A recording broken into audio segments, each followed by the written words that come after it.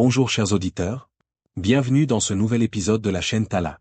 Le sujet dont je vais vous parler s'intitule « La souveraineté en danger, le prix caché de la mondialisation pour certains pays d'Afrique ». Il n'y a pas plus direct et brut de commencer ce message que de dire ce qui en est du futur de notre civilisation actuellement.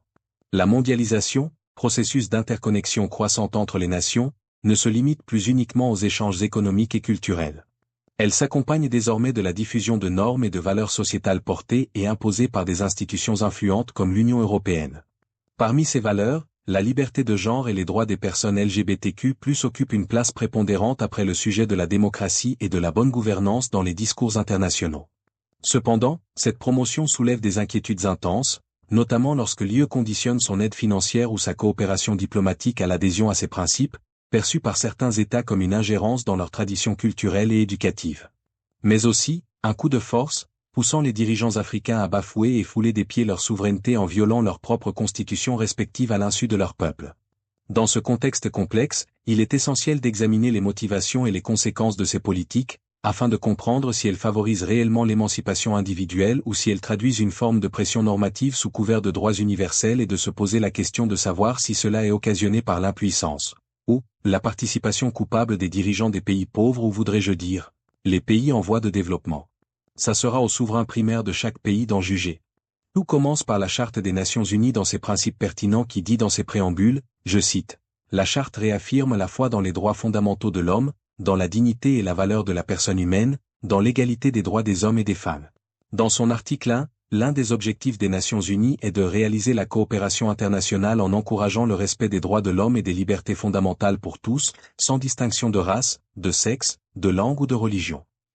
Plus tard, en an 2011, le Conseil des droits de l'homme a adopté une résolution exprimant sa préoccupation face aux actes de violence et de discrimination fondés sur l'orientation sexuelle et l'identité de genre.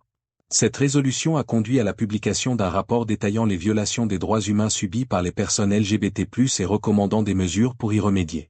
On va simplifier avec une vision simple afin que nous comprenions pourquoi et comment tout ceci est arrivé. Tout comme un État promulgue et possède des lois, celles-ci à leur tour doivent être en conformité avec la Constitution en risque de tomber dans l'inconstitutionnalité ou dans un conflit de constitutionnalité. Bien, la Charte des Nations Unies ici est la constitution de tous les pays qui ont ratifié cette charte. Ce qui implique le respect de chaque État à respecter cette charte, en commençant par leur propre constitution. Dans ce cas précis, si la Charte des Nations Unies est perçue comme la Constitution, nos constitutions sont perçues à présent comme des lois.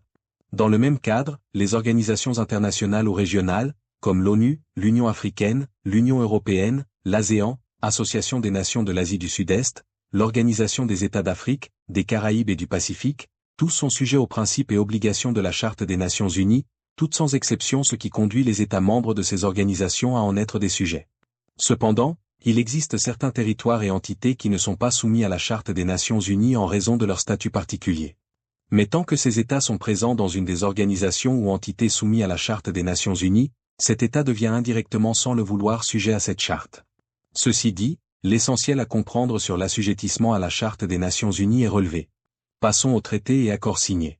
Récemment, en République démocratique du Congo par exemple, des débats houleux ont surgi dans les médias suite aux propos du Rwanda et les États membres de la communauté des États d'Afrique de l'Est dont il est membre, qui réclameraient des terres à la RDC et que selon le président de la RDC, ces États lui demandent de céder la souveraineté du Congo dans cette partie du pays. Nous allons nous limiter au mot souveraineté ici, car nous consacrerons des épisodes sur la RDC dans les jours à venir. À la question de savoir si les accords et traités à l'international prévalent sur la souveraineté d'un État ou pas, la réponse est, les accords internationaux influencent la souveraineté des États, mais ils ne l'annulent pas. L'engagement dans ces accords est généralement volontaire et réversible, bien que certaines obligations puissent limiter les marges de manœuvre nationales. Donc, un traité contraire à la constitution d'un État peut être contesté, et un État peut invoquer la clause de souveraineté pour refuser l'application d'un accord. Mais qu'est-ce qui arrive si un État ne conteste pas des accords, contenant des clauses qui violent sa propre constitution? Pour tout dire, c'est la question de fond qui nous intéresse vraiment, que les peuples ne savent et que les dirigeants du monde entier cachent. Chaque État a déjà au moins une fois, clandestinement signé des accords et des traités. Ces accords et traités contiennent des clauses généralement impopulaires, qui vont à l'encontre des valeurs, des espérances et même des lois nationales. Qu'à cela ne tienne, ces accords et traités, valent-ils la peine au fond? Le 15 novembre 2023, pour citer un exemple précis afin d'illustrer mes propos, il s'est passé un événement à Samoa. C'était la signature des accords de partenariat entre l'Union européenne et les États membres de l'Organisation des États d'Afrique, des Caraïbes et du Pacifique. Ce partenariat vise à renforcer la coopération dans divers domaines, notamment le développement économique, la lutte contre la pauvreté, la promotion des droits de l'homme et les libertés individuelles, et la gouvernance. En contrepartie, ces États bénéficient en gros de l'accès au marché. Les accords permettent aux pays de l'Organisation des États d'Afrique, des Caraïbes et du Pacifique d'accéder plus facilement au marché européen, favorisant ainsi leurs exportations et leur développement économique. De l'aide au développement, l'IE fournit une assistance financière et technique aux pays de l'Organisation des États d'Afrique, des Caraïbes et du Pacifique pour soutenir leurs efforts de développement, notamment à travers le Fonds européen de développement. De la coopération politique, les accords établissent un dialogue politique entre l'IE et l'Organisation des États d'Afrique, des Caraïbes et du Pacifique, facilitant la collaboration sur des questions d'intérêt commun telles que la gouvernance, la démocratie et les droits de l'homme. Du développement durable.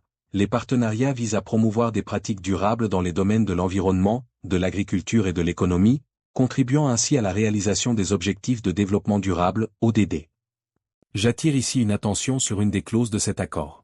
Celle qui parle de la promotion des droits de l'homme et les libertés individuelles. On y trouve un paragraphe qui met l'accent sur la promotion de l'égalité et de la liberté de genre. En Éthiopie par exemple, des discussions ont émergé sur la compatibilité de certaines dispositions de l'accord avec les valeurs culturelles locales. Mais combien d'autres États africains en ont discuté? Combien d'États africains ont fait passer en revue cet accord par leurs parlements respectifs avant de signer cet accord de partenariat? L'accord lie l'octroi de l'aide au développement au respect de certaines conditions, notamment en matière de gouvernance et de droits de l'homme, ce qui pourrait être perçu comme une ingérence dans les affaires intérieures des États.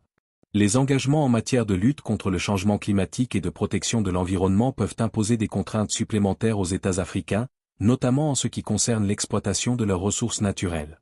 En d'autres termes plus clairs, les pollueurs interdisent carrément les pays qui veulent se développer à exploiter leurs ressources en compensation d'un peu d'aide dont les montants alloués sont très souvent insultants pour prétendre développer les États africains, mais aussi empêchant un développement industriel dans ces États.